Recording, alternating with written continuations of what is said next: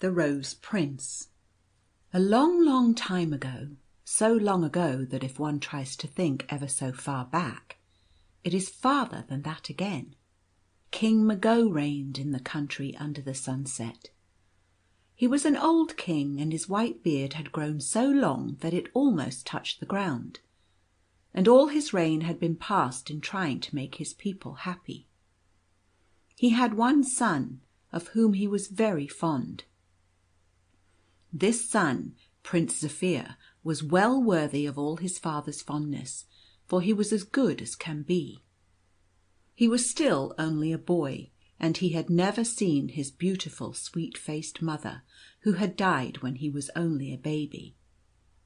It often made him very sad that he had no mother, when he thought other boys had tender mothers at whose knees they learned to pray, and who came and kissed them in their beds at night.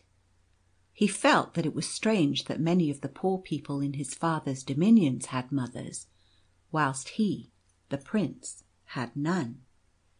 When he thought thus it made him very humble, for he knew that neither power nor riches nor youth nor beauty will save anyone from the doom of all mortals, and that the only beautiful thing in the world whose beauty lasts for ever is a pure, fair soul. He always remembered, however, that if he had no mother he had a father who loved him very dearly, and so was comforted and content. He used to muse much on many things, and often even in the bright rest time, when all the people slept, he would go out into the wood close to the palace and think on all that was beautiful and true, whilst his faithful dog Gomus would crouch at his feet and sometimes wag his tail, as much as to say, "Here I am, Prince. I am not asleep either." Prince Zaphir was so good and so kind that he never hurt any living thing. If he saw a worm crawling over the road before him, he would step over it carefully lest it should be injured. If he saw a fly fallen in the water, he would lift it tenderly out and send it forth again, free of wing, into the glorious bright air. So kind was he that all the animals that had once seen him knew him again, and when he went to his favourite seat in the wood there would arise a glad hum from all the living things. Those bright insects, whose colours change hour by hour, would put on their brightest colours and bask about in the gleams of sunlight that came slanting down between the branches of the trees. The noisy insects put on their mufflers so that they would not disturb him, and the little birds resting on the trees would open their round bright eyes and come out and wink and blink in the light, and pipe little joyous songs of welcome with all their sweetest notes. So is it ever with tender loving people, the living things that have voices as sweet as man's or woman's, and who have languages of their own. Although we cannot understand them, all talk to them in joyous notes and bid them welcome in their own pretty ways. King Mago was proud of his brave, good, handsome boy, and liked him to dress beautifully, and all the people loved to see his bright face and his gay clothing. The king made the great merchants search far and near till they got the largest and finest feather that had ever been seen. This feather he had put in the front of a beautiful cap, the colour of a ruby, and fastened with a brooch made of a great diamond. He gave this cap to Zaphir on his birthday. As Prince Zaphir walked through the streets, the people saw the great white plume nodding from far away. All were glad when they saw it, and ran to their windows and doors, and stood bowing and smiling and waving their hands as their beautiful prince went by. Zaphir always bowed and smiled in return, and he loved his people and gloried in the love that they had for him. In the court of King Mago was a companion for Zaphir whom he loved very much. This was the Princess Bluebell. She was the daughter of another king who had been wrongly deprived of his dominion by a cruel and treacherous enemy, and who had come to King Mago to ask for help, and had died in his court after living there for many, many years. But King Mago had taken his little orphan daughter and had brought her up as his own child. A great vengeance had come upon the wicked usurper. The giants had come upon all his dominions, and had slain him and all his family, and had killed all the people in the land, and had even destroyed all the animals, except those wild ones that were like the giants themselves. Then the houses began to tumble down from age and decay, and the beautiful gardens to become wild and neglected. And so after many long years the giants grew tired and went back to their home in the wilderness. The country that Princess Bluebell owned was such a vast desolation that no one going into it would know that people had ever dwelt there. Princess Bluebell was very young and very, very beautiful. She, like Prince Zaphir, had never known a mother's love, for her mother too had died whilst she was young. She loved King Mago very much, but she loved Prince Zaphir more than all the rest of the world. They had always been companions, and there was not a thought of his heart that she did not know almost before it came there. Prince Zaphir loved her too, more dearly than words can tell, and for her sake he would have done anything, no matter how full of danger. He hoped when he was a man and she a woman that she would marry him, and that they would help King Mago to rule his kingdom justly and wisely, and that there would be no pain or want in the whole country if they could help it. King Mago had 2 little thrones made, and when he sat in state on his great throne, the 2 children sat one on each side of him and learned how to be king and queen. Princess Bluebell had a robe of ermine like a queen's, and a little sceptre and a little crown, and Prince Zaphir had a sword as bright as a flash of lightning, and it hung in a golden scabbard. Behind the king's throne the courtiers used to gather, and there were many of these who were great and good, and there were others who were only vain and self-seeking. There was Flossbos, the Prime Minister, an old man with a long beard like white silk, and he carried a white wand with a gold ring on it. There was Janissar, the Captain of the Guard, with fierce moustachios and a suit of heavy armour. Then there was Tufto, an old courtier, a silly old man who did nothing but hang about the great nobles and pay them deference, and every one, high and low, despised him much. He was fat and had no hair on all his face or head, not even eyebrows, and he looked, oh, so funny, with his big bald head quite white and smooth. There was Sartorius, a foolish young courtier, who thought that dress was the most important thing in the world, and who accordingly dressed in the finest clothes he could possibly get. But people only smiled at him and sometimes laughed, for there is no humour due to fine clothes, but only to what is in the man himself who wears them. Sartorius always tried to push himself into the front place everywhere in order to show off his fine clothes, and he thought that because the other courtiers did not try to push him aside in the same way, they acknowledged his right to be first. It was not so, however. They only despised him and would not do what he did. There was also Scarecrow, who was just the opposite to Sartorius, and who thought, or pretended to think, that untidiness was a good thing, and was as proud or prouder of his rags than Sartorius was of his fine clothes. He too was despised, for he was vain, and his vanity made him ridiculous. Then there was Glab Leander, who did nothing but talk from morning till night, and who would have talked from night till morning if he could have got anyone to listen to him. He too was laughed at, for people cannot always talk sense if they talk much. The foolish things are remembered, but the wise ones are forgotten. And so these talkers of too many things come to be considered foolish. But no one must think that all the court of the good King Mago were like these people. No, there were many, many good and great and noble and brave men.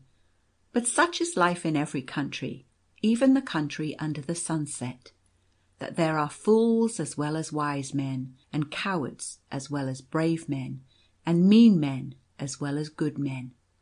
Children who wish to become good and great men, or good and noble women, should try to know well all the people whom they meet.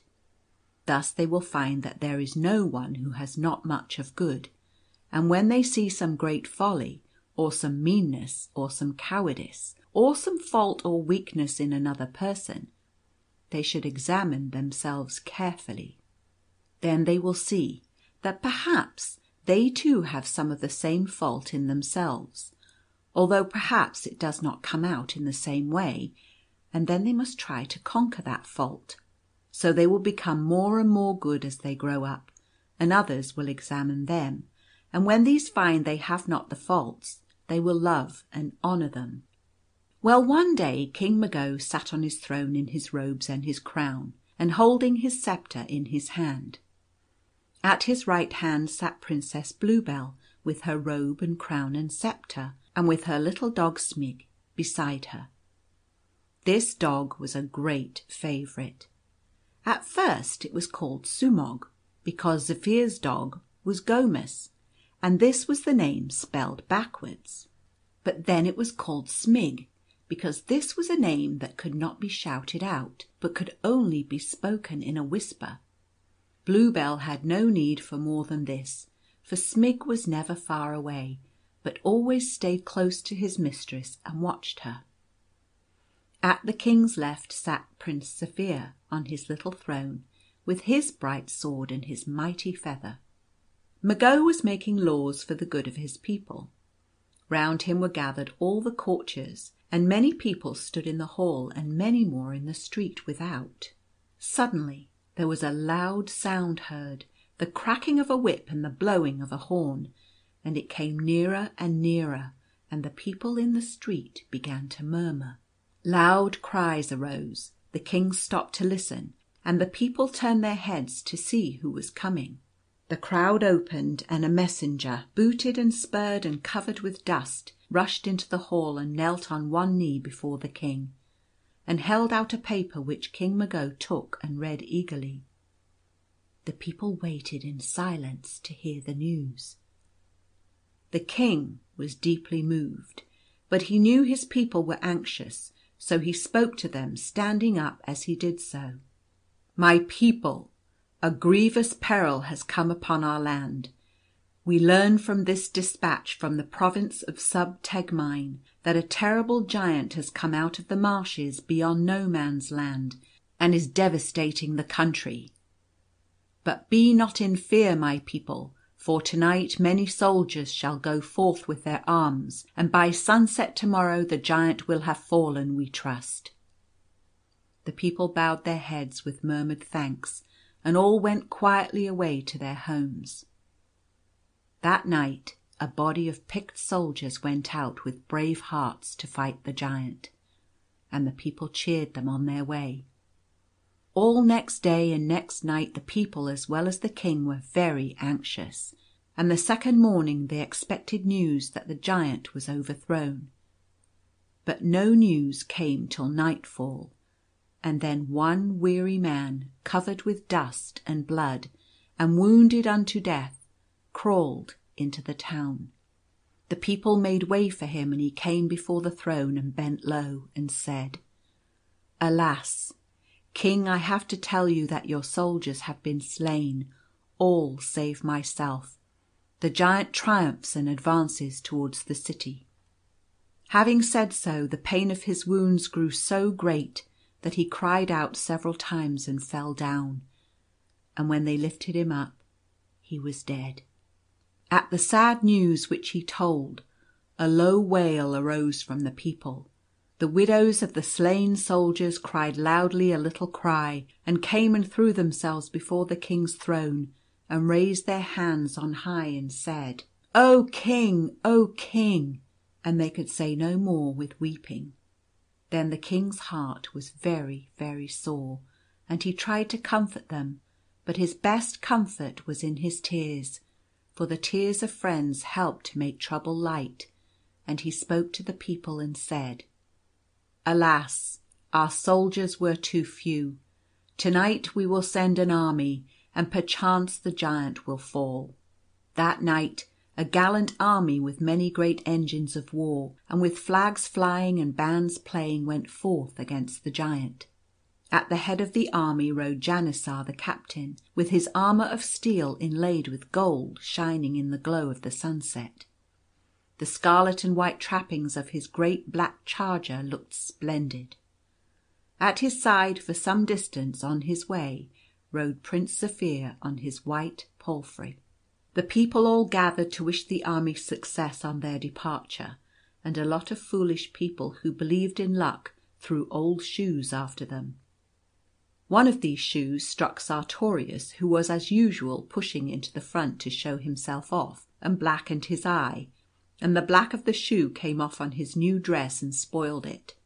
Another shoe, a heavy one with an iron heel, struck Tufto, who was talking to Janisar, on the top of his bald head, and cut it, and then all the people laughed. Just fancy how a man is despised when people laugh when he is hurt. Old Tufto danced about and got quite angry, and then the people laughed all the more, for nothing is funnier than when a person is so angry that he loses all self-control. All the people cheered as the army went off. Even the poor widows of the slain soldiers cheered, and the men going away looked at them and resolved that they would conquer or die, like brave soldiers doing their duty. Princess Bluebell went with King Mago to the top of the tower of the palace, and together they watched the soldiers as they marched away. The king went in soon, but Bluebell stayed on, looking at the helmets glittering and flashing in the sunset, till the sun sank down over the horizon. Just then Prince Zaphir, who had returned, joined her. Then in the twilight on the top of the tower, with many thousand eager, anxious hearts beating in the city below them, and with the beautiful sky overhead, the two children knelt down and prayed for the success of the army on the morrow. There was no sleep in the city that night. Next day the people were filled with anxiety, and as the day wore on and there was no news, they grew more anxious still. Towards the evening they heard the sound of a great tumult far away. They knew that a battle was on, and so they waited and waited for news. They did not go to bed that night at all, but all through the city watch fires were lighted, and everyone stayed awake waiting for the news.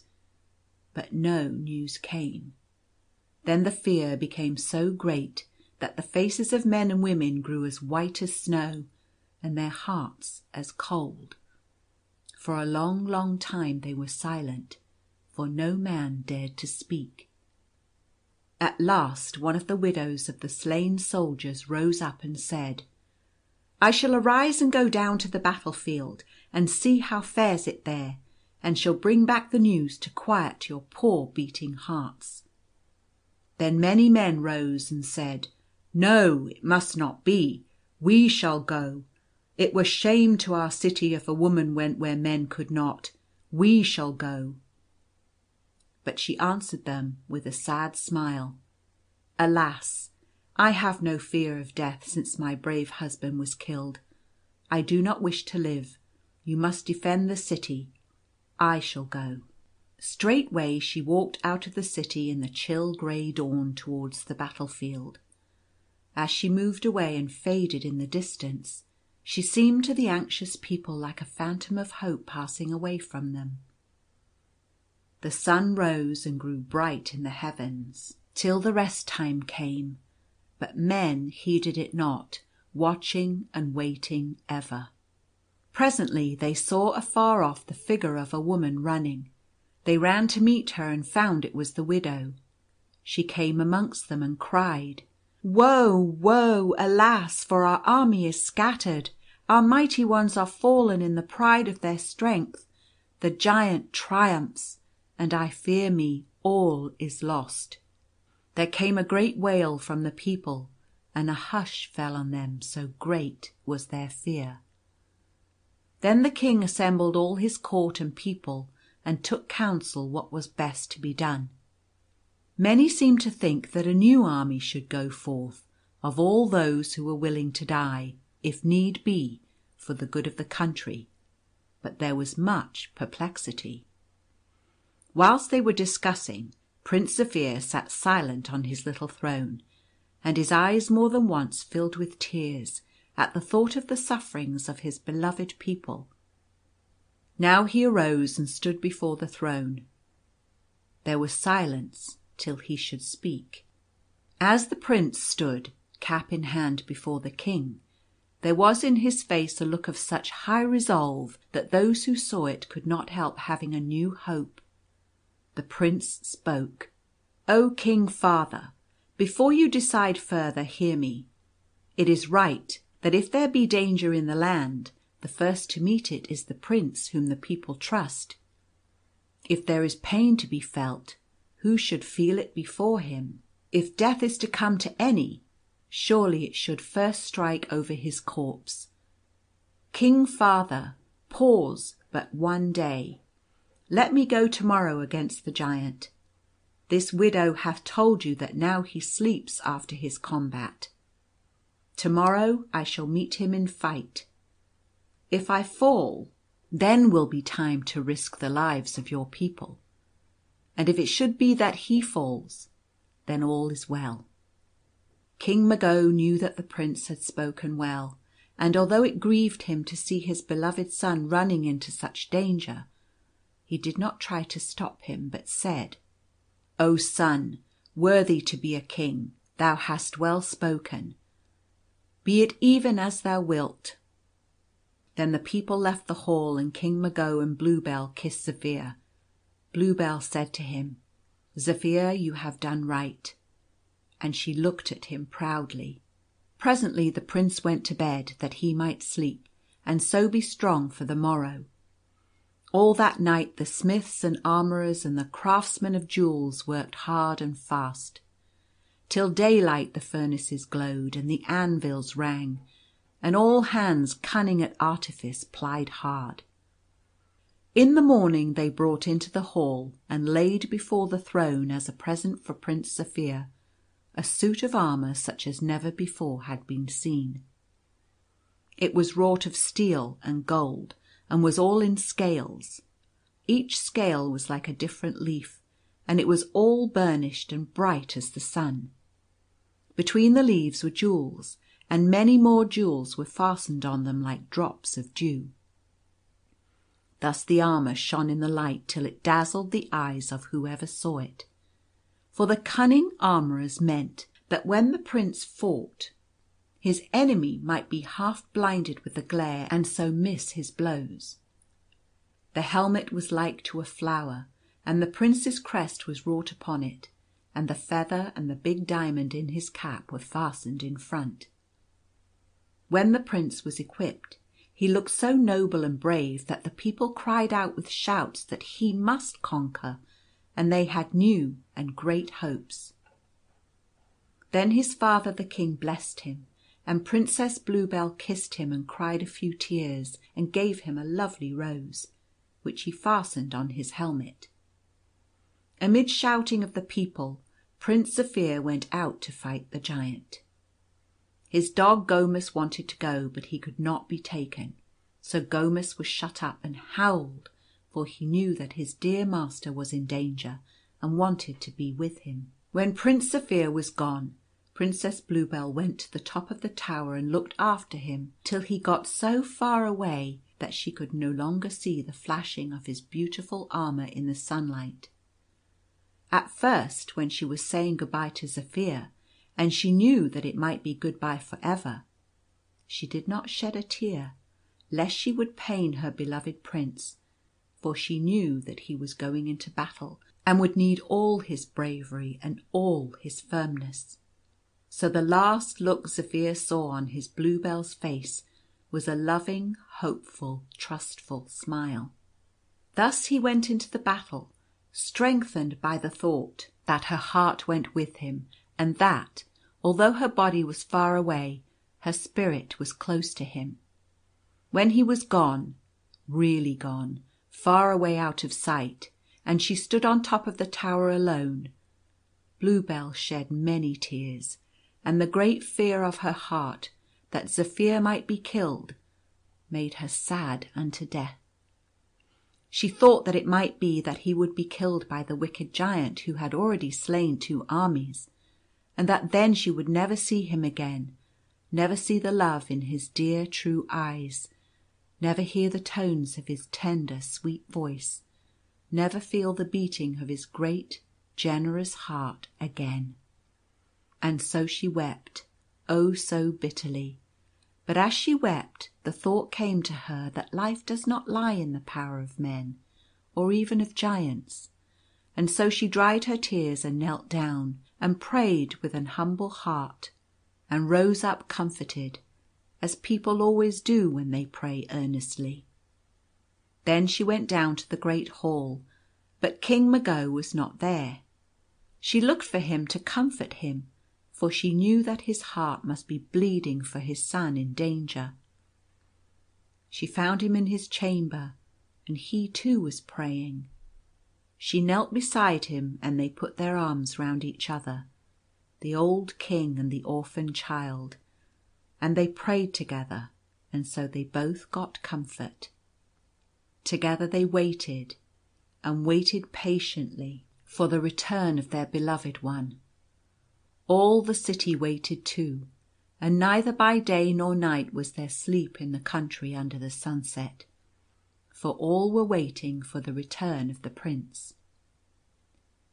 When Zaphir left the city, he went on and on in the direction of the giant, till the sun grew bright in the heavens, so bright that his golden armour glowed like fire.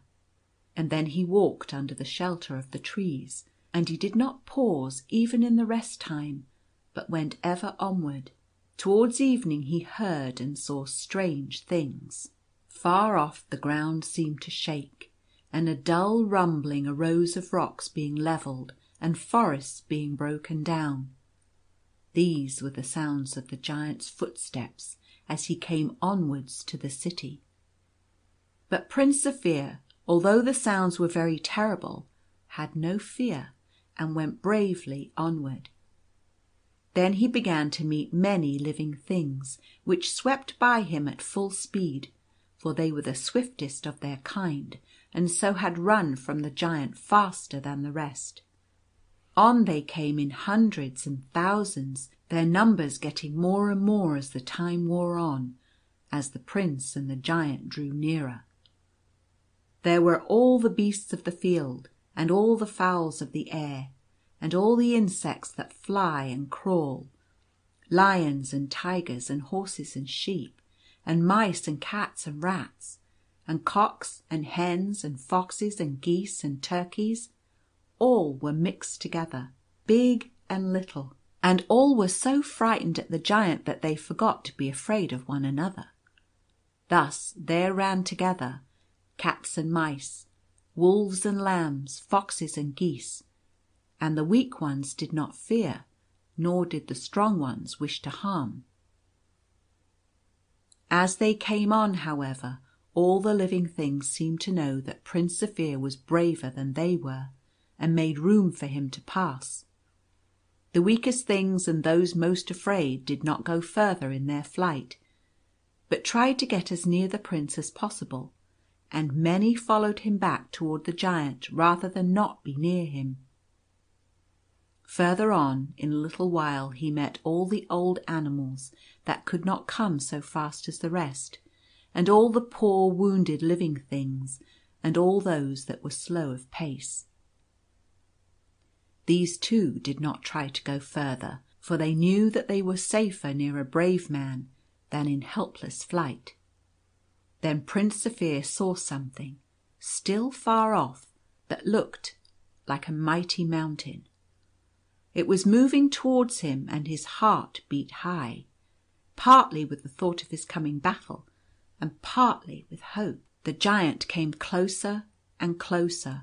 His footsteps crushed the rocks, and with his mighty club he swept the forest from his path. The living things behind Prince Zaphir quailed with fear and hid their faces in the dust. Some animals, like some foolish people, think that if they do not see anything that they do not want to see, that therefore it ceases to exist.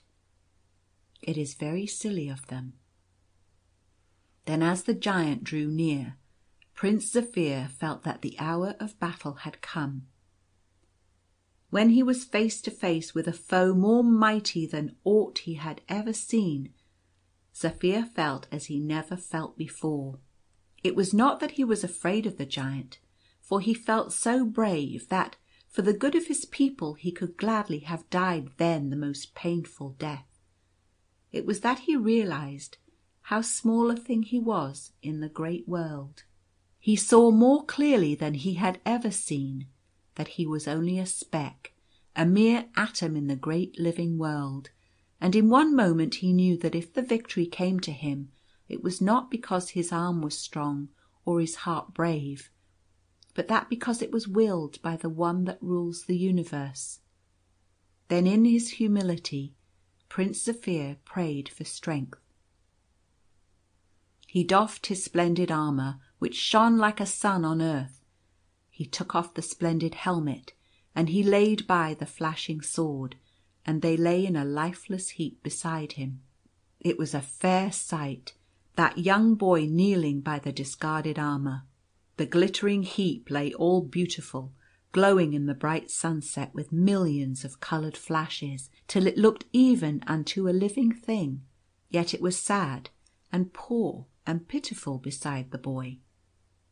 There he knelt praying humbly, with his deep earnest eyes lit by the truth and trust that lay in his clean heart and pure soul. The glittering armour looked like the work of man's hands, as it was, and the work of the hands of good true men, but the beautiful boy kneeling in trust and faith was the work of the hands of God. As he prayed, Prince Zaphir saw all his life in the past, from the day he could first remember till even then as he was face to face with the giant. There was not an unworthy thought that he had ever had, not a cross word he had ever spoken, not an angry look had ever given another pain, that did not come back to his mind. It grieved him much that there were so many, for they crowded on so thick and fast that he was amazed at their very number.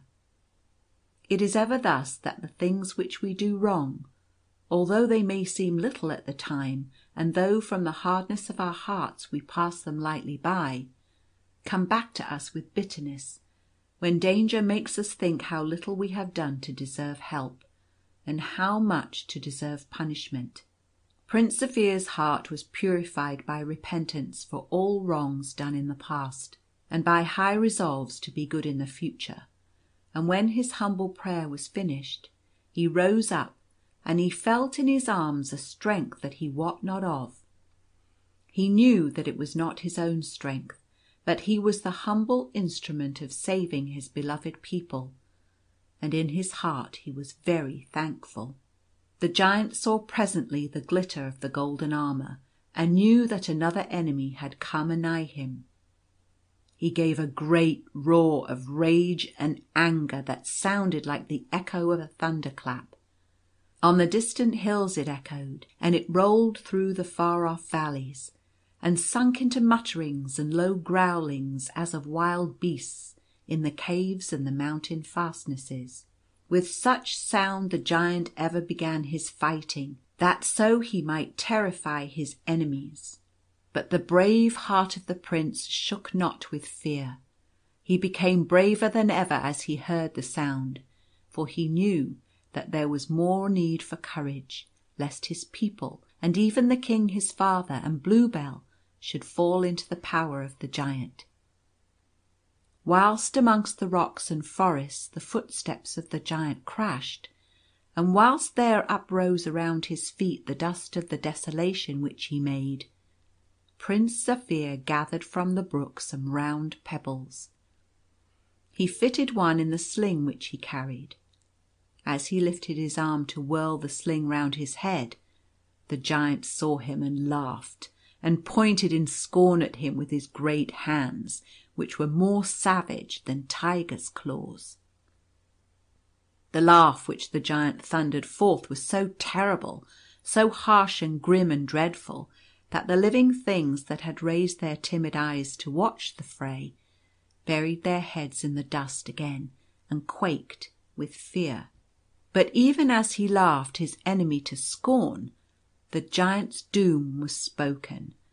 Round Prince Zaphir's head swung the sling, and the whistling pebble flew.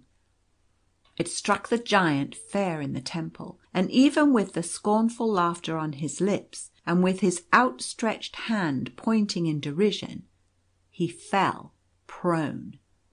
As he fell he gave a single cry, but a cry so loud that it rolled away over the hills and valleys like a peal of thunder. At the sound the living things cowered again and sagged with fear. Afar off the people in the city heard the mighty sound, but they knew not what it meant. As the giant's great body fell prone, the earth trembled with the shock for many a mile around, and as his great club dropped from his hand, it laid many tall trees of the forest low. Then Prince Zaphir fell on his knees and prayed with fervent thankfulness for his victory. Quickly he arose, and as he knew of the bitter anxiety of the king and people, he never stopped to gather up his armour, but fled fast to the city to bring the joyful tidings. The night had now fallen and the way was dark, but Prince Zaphir had trust, and he went onward into the darkness with a brave and hopeful heart. Soon the living things that were noble came around him in their gratitude, and all they that could followed him closely. Many noble animals there were, lions and tigers and bears, as well as tamer beasts, and their great fiery eyes seemed like lamps and helped him on his way. However, as they drew near to the city the wild animals began to stop, for though they trusted Zaphir they feared other men. They growled a low growl of regret and stopped, and Prince Zaphir went on alone. All night long the city had been awake. In the court King Mago and Princess Bluebell waited and watched together hand in hand. The people in the street sat around their watch fires, and they only dared to talk in whispers, so the long night wore away. At last the eastern sky began to pale, and then a streak of red fire shot up over the horizon, and the sun rose in his glory, and it was day. The people, when they saw the light and heard the fresh singing of the birds, had hope, and they looked anxiously for the coming of the prince. Neither King Mago nor Princess Bluebell dared to go aloft to the tower, but waited patiently in the hall, and their faces were pale as death.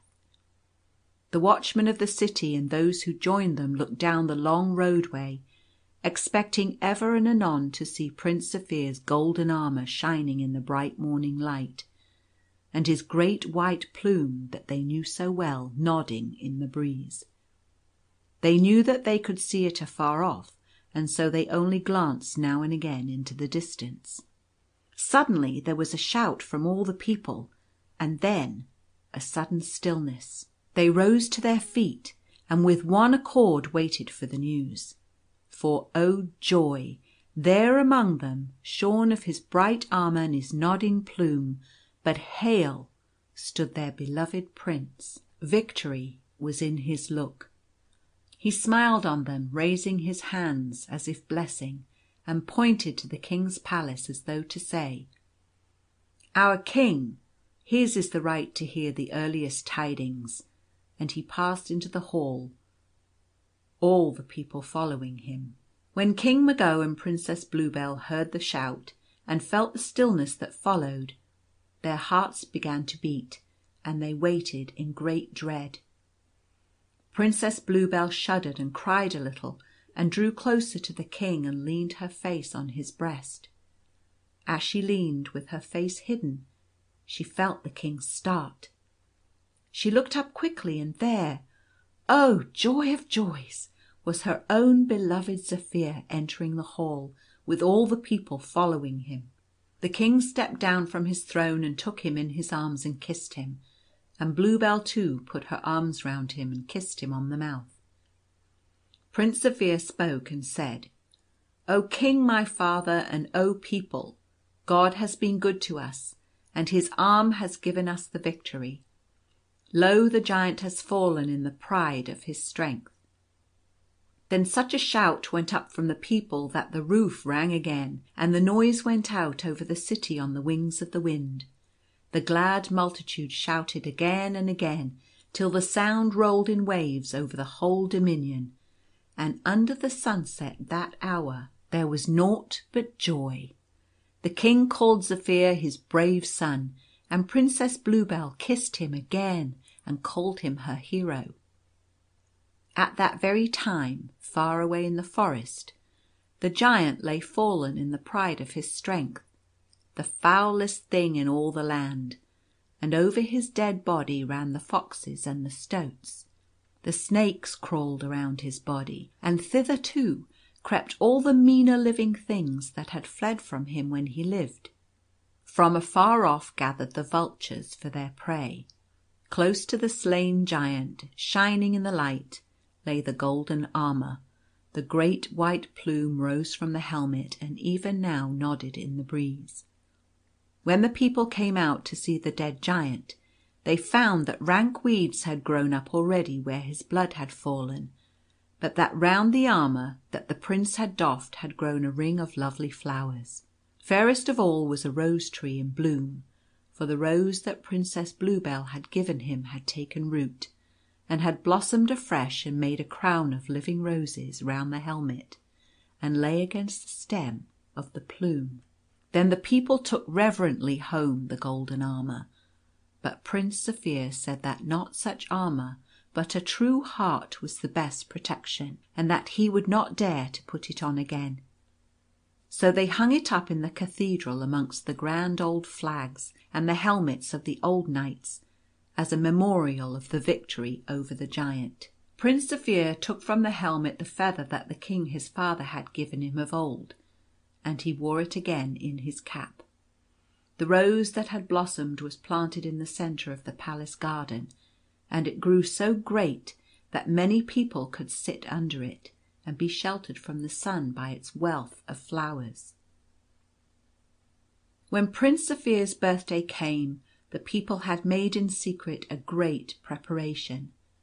When he rose in the morning to go to the cathedral, the whole people had assembled and aligned the way on every side. Each person, old and young, held one rose.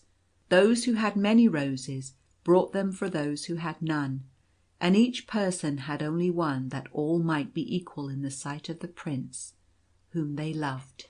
They had taken off all the thorns from the stems that the Prince's feet might not be hurt. As he passed they threw their roses in the way, till all the long street was a mass of flowers. As the Prince went by, they stooped and gathered up the roses that his feet had touched, and they treasured them very dearly. At each birthday of the Prince they did the same for all their lives long. When Zaphir and Bluebell were married, they strewed their path with roses in the same way, for the people loved them much. Long and happily lived the Rose Prince, for so they called him, and his beautiful wife, Princess Bluebell. When in the fullness of time King Mago died, as all men must, they ruled as king and queen. They ruled well and unselfishly, ever denying themselves and striving to make others good and happy. They were blessed with peace.